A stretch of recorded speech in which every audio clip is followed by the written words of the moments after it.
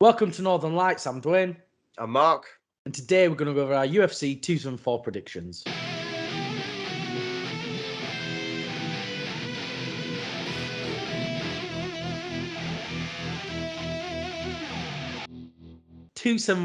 I'm actually excited for the whole card, right from the bottom to the top. And we're opening with Cowboy Cerrone versus Joe Lawson, which I think, you know, is a real career-defining moment for both of them now, isn't it? They're sort of on that tail end. What's next for them, isn't it? I think that's exactly spot on as well because, Cowboy is close to 40. Joe Lawson's just a little younger than I him. think about But 37, 38, something like that. we all know what Cowboy's, recent fights have been like, and you're screaming for that win, aren't you? Joe Lawson hasn't fought since 2019, right? But he's still plucking on the nostalgia heartstrings as well from fights that he's had way back when. So this one's almost like, I don't know, it's like Bambi versus Old Yeller. One of the old ones is gonna go, but you just don't want either of them to go. I don't know. Yeah, It's a scary one, but what's the outcome? What do you think? I think Cowboy is going to get a decision win.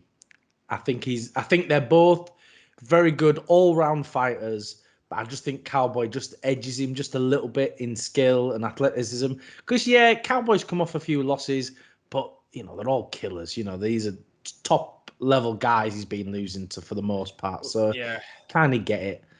Some of these are at welterweight as well, so he's coming back to lightweight. So he's already at an advantage there. So hopefully that's, because I love Cowboy as well. Do you know what I mean? I don't want him to lose. oh yeah. Look, I am my heart is hoping, my heart is praying that Cowboy can come out with a first round knockout. But my wallet and my mind is saying I think Joe Lawson's gonna finish Cowboy.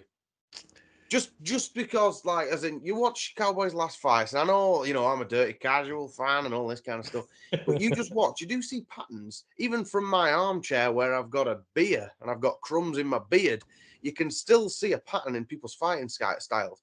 You look at Cowboy, whenever there's a clinch, comes out head kick. I think, people pick up on that, and I'm not just saying just that clinch, that's just a very poor example, but people are going to pick up on that. And I think, especially a veteran like Joe Lawson, I think he's going to finish Cowboy. It's like when Conor McGregor had said years back about Cowboy, you're too slow and too stiff. He genuinely is. I love Cowboy, right? But you see him, he's got his hands there. It's like he's holding on to an electric chair machine, Blackwall Arcade. His hands are here. Yeah. So I think Joe Lawson's going to finish him. You could be right, but I think Cowboy just edges him out. I'm going to say a decision. I think it's going to be a war. I think it's going to be a banger, 3 rounds.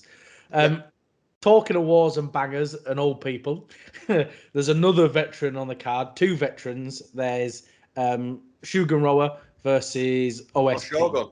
Yeah, and I Yeah, think OSP, yes.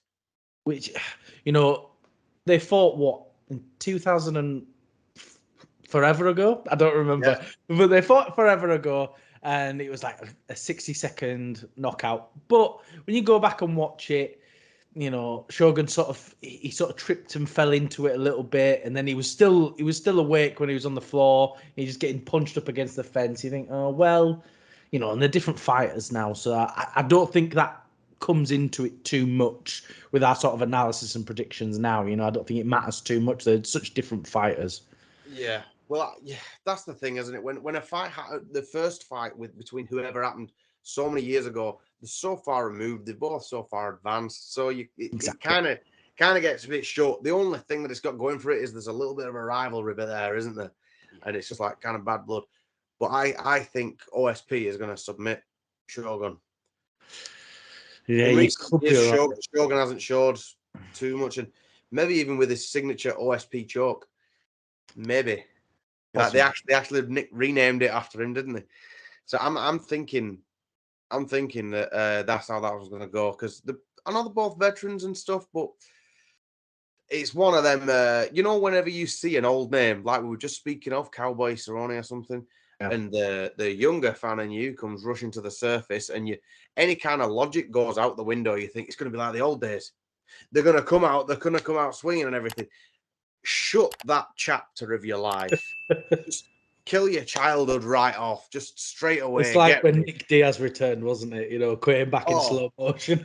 Jesus Christ! Yeah, my God, it's like watching the second Space Jam. But like, if you just shut that chapter of your life, Yeah. and reality will hit you like a train. OSP finish, I think. I'm being really boring here, but I think Shogun decision. I've gone for 2 decisions now. I just think they're both sort of lacking that power and speed now to get a finish out of both of them. I think it's just going to be a slow sort of decision. I could be wrong, but that's what I'm going for. I think, I think it'll be a fun fight, but I don't, like you're saying, they're not at the level they used to be. I think it'll just be a slow sort of methodical decision for both of them. And I think Shogun will just edge it out, maybe split. Okay, so we've gone from being older and slower and not really sort of 100% with it anymore and not in the prime to Michael Chandler versus Tony Ferguson. This is a somewhat of a kind of low-key dream fight here, Dwayne. 100%. Not just for myself, but for people in general. This is the fans' main event, isn't it? It is. And look, it's when this first got announced, me and you were speaking about it, and I thought Chandler is going to dominate him. But you look, I don't know. I'm not so sure, Yeah. Tony's very dangerous on the ground. But you look at who he was last against. Beneil Dariush is great on the ground. Then Charles Oliveira, the current champion, and Justin Gaethje, one of the best and heavy-hitted strikers there are. Yeah. And then you look at Chandler's recent losses. Gaethje, the best striker, so they've both got that. And then Oliveira. So they both, them two. Lost to the same people, yeah. Yeah. And that's what's difficult, isn't it? I think Chandler is an amazing fighter. I think he's one of my favourite fighters at the moment right now. He's so entertaining. But the issue is he's too entertaining and he knows it. And that's what he's trying to do. It feels like he's trying to get a bit of legacy before he sort of retires. And he's like, right, I want to make a name for myself. I want to be a fan favourite. Like the way that Gaethje fight, he literally just stood there and go on, hit me. And he just when he's giving it all this. Yeah. And you think, so it depends how he plays this with Tony. If he plays it smart, he can dominate him and finish him quite easily, I think, genuinely. But I think it all depends what he comes out like. Is he going to be entertaining or is he going to play it safe? And knowing Chandler, he's going to be entertaining.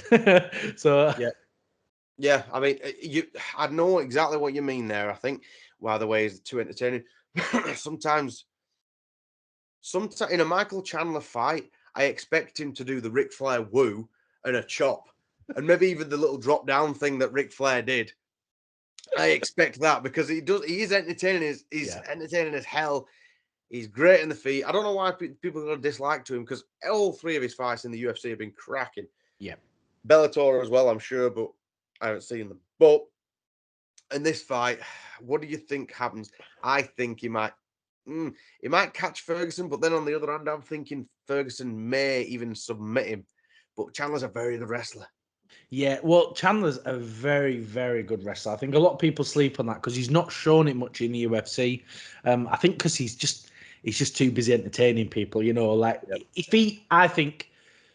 I don't think Ferguson's got the chops on the ground. In all honesty, I think he's good on the ground, but he's not at that elite level. And I think Chandler dominates him on the feet and on the ground. I think there's just too many paths for a victory for Michael Chandler here.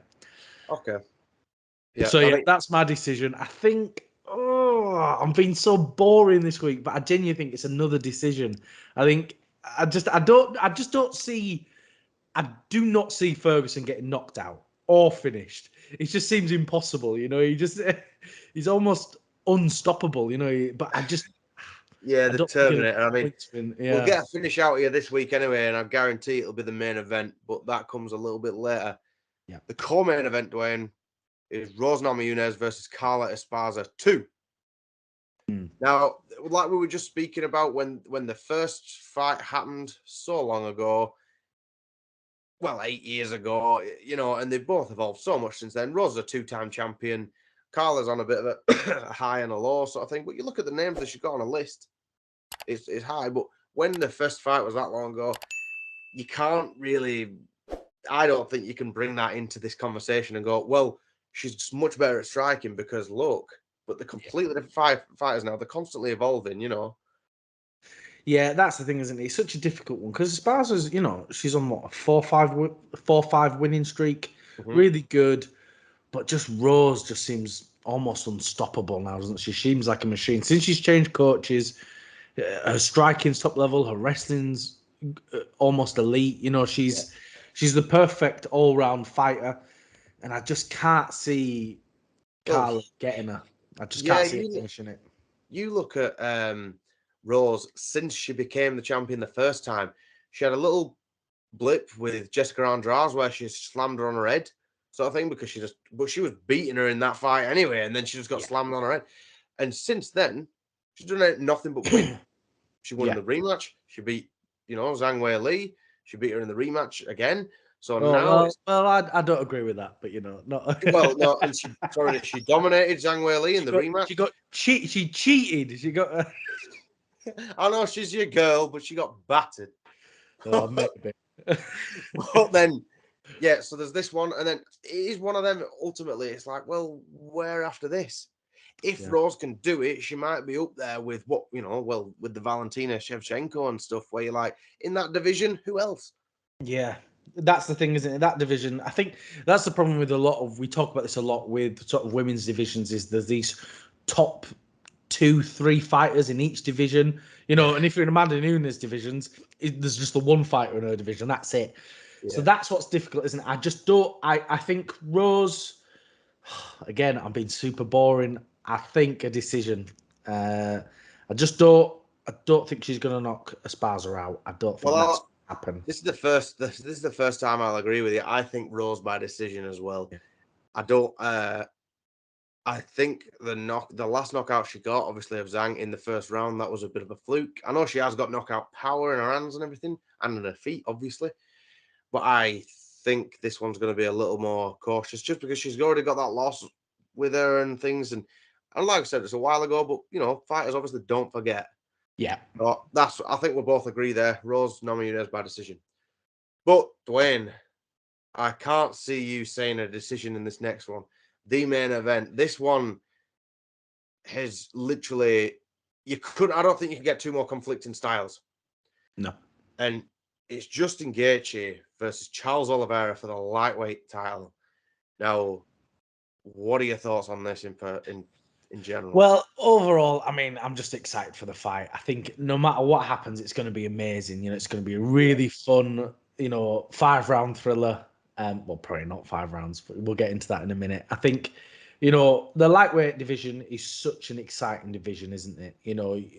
It's stacked. It's on fire, yeah. Literally, I feel that almost any of those guys in the top 10 could be champion. Literally put them all up against each other.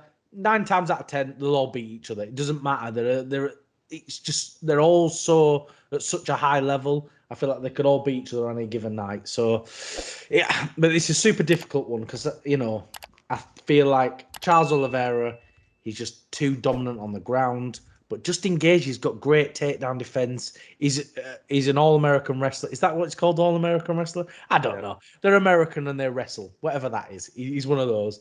And, he's a great striker. And Oliveira takes a lot of damage every fight. I feel like he's been dropped. Is he dropped every fight he's ever had? It's what it feels like. Well, honestly, I would say I'd go a bold prediction and say Justin Gaethje round 1. I honestly think it could even be that strong of a case to present, because you look at Oliveira in the Chandler fight for the belt, for the vacant belt, he was dropped on his ass, right? Yeah. You look in the Dustin Poirier fight at 269, he was dropped in that first round a couple of times as well. And Gaethje he ain't got feathers, he ain't got pillow fists. He could literally this could happen. If he clips him in this first round, it could well happen, because Gaethje isn't exactly, I don't want to, no disrespect, it's not like he isn't cool, calm, and collective. He won't take a round off, should I say. No. He will come forward, and I don't think Charles can get him down in the first. So I honestly think Gaethje might chop his legs, because he's like a lumberjack with them leg kicks. Yeah. Anyway, he's terrible with them. And then maybe even like just big combination, Oliveira goes down, and maybe even I think a TKO finish, Justin Gaethje. So you think what first round TKO finish? I'll be as bold to say in the first 2 rounds, actually, maybe first 2 rounds. It's very, very possible because, like we've said, Oliveira takes a lot of damage. You know, Yeah. He's been dropped in almost every fight I've seen of his. But I think the opposite. I feel that Charles is gonna. Hopefully, he's learned his lesson. Hopefully, he's gonna right. I'm gonna put my hands up for 2 rounds. You know, so all he's got to do 2 rounds, put his hands up and try and take him down. That's all he's got to do. If he just plays it careful, plays it smart, and I think because the issue is Justin's got a great gas tank, obviously, but I think Oliveira's going to tire him out, and I think he's going to submit him 3rd or 4th round. That's my Okay, yeah. It's a difficult one, but yeah, that's what I'm going for. Well, the entire card's stacked, isn't it? And no matter what happens, this is going to be one of them edge of your seat with your coffee at 4 a.m. for the bloody UK time. But I don't think I'll be getting any sleep that night anyway. No, me either. I think that's all we've got time for. Thanks everyone for watching. If you can like, comment, and subscribe, it really helps us out.